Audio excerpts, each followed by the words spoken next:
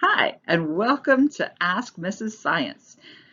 Imagine for a moment you're living in London in 1803 and you think you've discovered a new element. You want to share that information with the largest number of people. So how do you make that happen?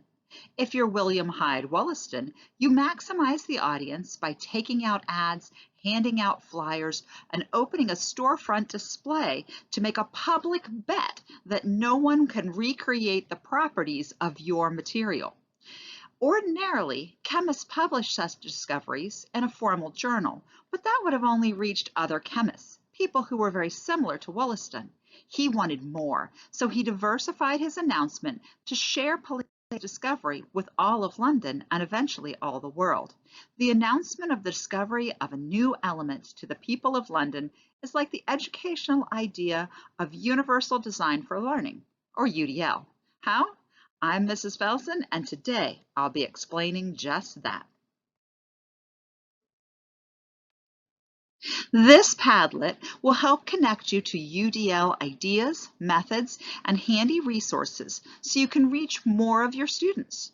If you click the link, you'll be able to access all the resources and clickables.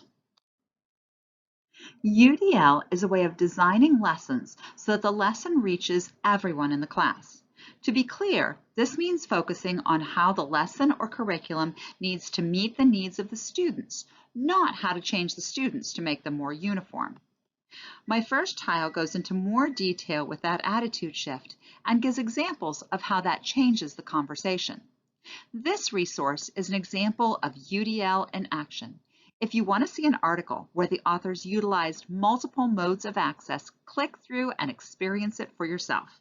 They have video, audio, and explanation of the charts and graphs by the authors to make the whole article more understandable by more people.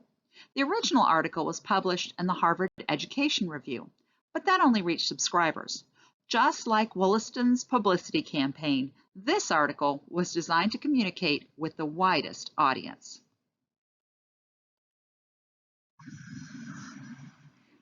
You might be asking, why should I consider this approach? Most of my students are fine, and any students that are exceptions go somewhere else for support and intervention. First, this is a more equitable approach. Every student deserves and is legally entitled to an education in the least restrictive environment possible. Second, according to research, this approach is successful with the entire class. Just like Wollaston, you want to reach all of your students with all of their strengths and weaknesses. Hopefully you're on board, so let's address how to implement UDL.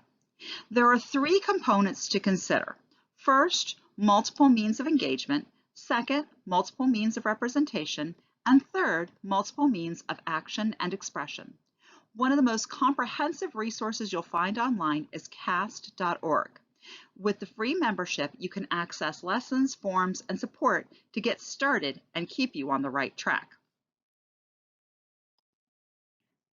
You'll also find a variety of checklists, like this one, to guide the planning and implementation in your classroom.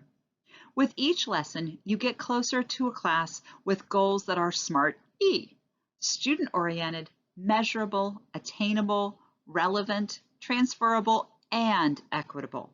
No need to open a storefront or make a public bet to share the news about your exciting content and the discoveries for all your students of every ability.